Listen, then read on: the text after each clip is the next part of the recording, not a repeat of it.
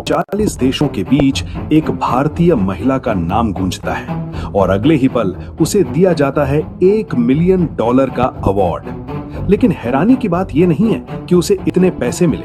हैरानी की बात यह है कि उस महिला के पास ना कोई बड़ा स्कूल था, ना कोई यूनिवर्सिटी डिग्री की लंबी लिस्ट और ना ही वो किसी सरकारी सिस्टम का हिस्सा थी। फिर भी उसने ऐसा क्या किया कि 5000 से ज्यादा नॉमिनेशंस में से सिर्फ उसी को चुना गया। उसने ना स्कूल बनाया बल्कि पूरा शहर ही स्कूल बना दिया। आज की कहानी उसी भारतीय महिला की है जिसने ये साबित कर दिया कि अगर सिस्टम काम नहीं करता तो सिस्टम के बाहर जाकर भी इतिहास लिखा जा सकता है। ग्लोबल टीचर प्राइज दुनिया के सबसे प्रतिष्ठित अवार्ड्स में से एक है, जहां हार्वर्ड और ऑक्सफोर्ड जैसे संस्थानों से जुड़े लोग आते हैं। हर साल हजारों टीचर्स और एजुकेटर्स इसमें नॉमिनेट होते हैं और उनमें से सिर्फ एक को मिलता है ये सम्मान।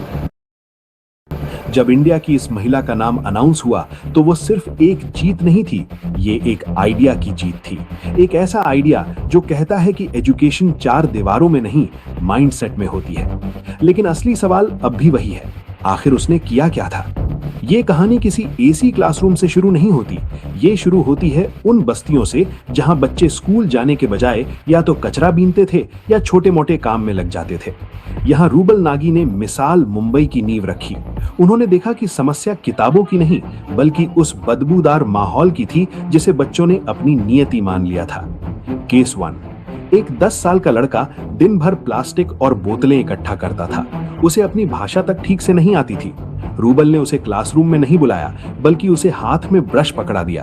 पहले उसे ड्राइंग दी गई, फिर अल्फाबेट्स और 2 साल के अंदर वो बेसिक इंग्लिश पढ़ने लगा। आज वो बच्चा अपनी बस्ती का चेंज एजेंट है। केस 2। एक लड़की जिसकी पढ़ाई 5वीं के बाद घर की गरीबी और रूढ़िवादी सोच की वजह से रुक गई थी। घर वालों ने कहा कि अब पढ़ाई नहीं, घर संभालो। लेकिन रूबल के कम्युनिटी टीचिंग मॉडल ने उसे फिर से किताबों से जोड़ा और आज वही लड़की ओपन स्कूलिंग से 10वीं पास कर चुकी है। ये बदलाव ओवरनाइट नहीं हुआ। सबसे बड़ा बदलाव ये था कि बच्चों के दिमाग से ये डर निकालना कि पढ़ाई उनके लिए नहीं है। पहले वो सोचते थे कि ये हमारे बस की बात नहीं है। फिर धीरे धीरे माइंडसेट बदला, शायद हम भी कर सकते हैं। और यही शिफ्ट सबसे खतरनाक और पावरफुल था, क्योंकि स्किल सिखाना आसान है लेकिन बिलीफ बदलना सबसे मुश्किल। अब सवाल आता है, ये सब पॉसिबल कैसे हुआ? आप और भी चौंकेंगे कि इस सब करने के लिए उन्होंने ऐसे ऐसे मेथड अप्लाई किए कि आप हैरान हो जाएंगे। जब बच्चे स्कूल नहीं आ रहे थे तो उन्होंने एक सीधा और क्रांतिकारी फैसला लिया, स्कूल को बच्चों के पास ले जाओ। उन्होंने किताबें नहीं बदली, उन्होंने एनवायरनमेंट बदल दिया। Step 1, walls as classrooms. झुग्गियों की खाली और बदरंग दीवारें उनकी पहली क्लासरूम बनी। उन्होंने 1.5 लाख से ज्यादा दीवारों को रंग दिया। उन पर अल्फाबेट्स लिखे गए, मैप्स बनाए गए, नंबर्स, शेप्स, एनिमल्स, सब विजुअल्स में। अब बच्चा पढ़ने नहीं बैठता था, वो खेलते खेलते सीख रहा था। Step 2, sanitation and trust.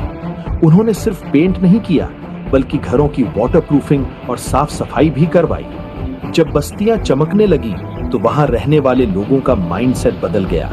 उन्हें लगा कि वो भी सम्मान के हकदार हैं। Step 3, empowering the mothers. Rubal ने देखा कि अगर मां जागरूक नहीं होगी तो बच्चा कभी स्कूल नहीं टिकेगा। उन्होंने औरतों के लिए सिलाई और कंप्यूटर सेंटर खोले। जब मां सशक्त हुई तो बच्चों का भविष्य सुरक्षित हो गया। पहले 2 साल मुझे पेरेंट काउंसलिंग करने में चले गए कि आपको बच्चों को स्कूल भेजना जरूरी क्यों है, बिकॉज मैक्सिमम पेरेंट्स बोल रहे मैम स्कूल जाने की क्या जरूरत है, मैम 8-9 साल का बच्चा होगा तो कमाने लग जाएगा। सो 2 साल मैंने उनको बहुत बहुत हाथ पैर जोड़ के कन्विंस किया कि आप मुझे बच्चों के 10 साल दीजिए एंड उसके बाद आप देखिए बच्चों को, आप सबको यहाँ से वो बाहर निकाल के एक कंफर्टेबल लाइफ देंगे। तो धीरे धीरे आगे बढ़ने लगे। सिंपल लॉजिक था, अगर बच्चा सिस्टम में फिट नहीं हो रहा तो सिस्टम को बदलो, बच्चा नहीं। और यही अप्रोच उन्हें बाकी सबसे अलग बनाती है। और अब वो नाम जिसने दुनिया को झुका दिया, रूबल नागी। जब उनका नाम उस ग्लोबल स्टेज पर अनाउंस हुआ तो सन्नाटा छा गया। लेकिन असली रोंगटे खड़े कर देने वाला पल तब आया जब उन्होंने $1 मिलियन का वो चेक हाथ में लिया। कोई भी इंसान होता तो अपनी तारीफ करता, लेकिन रूबल ने खुद को क्रेडिट देने के बजाय पूरी दुनिया के सामने नम आंखों से कहा, we won, India won. We won, India won, Bharat won. This is win of all my bachas, my kids, my family, my country. उन्होंने अपनी बरसों की मेहनत को एक पल में अपने देश के चरणों में रख दिया। ये लाइन स्क्रिप्टेड नहीं थी, ये सीधा दिल से आई थी। और यही रीजन है कि ये जीत सिर्फ उनकी नहीं लगी, पूरे देश को अपनी लगी। खुद को जीरो बनाकर अपने देश को हीरो बनाना ही एक सच्चे लीडर की पहचान है। रूबल नागी की कहानी किसी मजबूरी से नहीं, बल्कि एक बहुत बड़े त्याग से शुरू हुई थी। वो एक सफल सोशल एक्टिविस्ट, स्कल्प्टर और आर्टिस्ट थीं। उनकी बनाई कलाकृतियां मुंबई की सबसे महंगी गैलरीज और आलीशान होटल्स में लाखों में बिकती थीं। उनके पास शोहरत थी, पैसा था और एक आरामदायक जिंदगी थी। लेकिन उन्होंने एक चीज देखी, इंडिया के उन बच्चों की रियलिटी जिन्हें सिस्टम इग्नोर कर चुका था। उन्होंने देखा कि उनकी आर्ट सिर्फ अमीरों के ड्राइंग रूम की शोभा बढ़ा रही है, जबकि बाहर बच्चे कीचड़ में भविष्य ढूंढ रहे हैं। यहीं से डिसीजन आया, कंफर्टेबल लाइफ छोड़कर ग्राउंड लेवल पर काम करने का। उन्होंने अपनी ब्रश की ताकत को गैलरी से निकालकर बस्ती की दीवारों पर उतार दिया।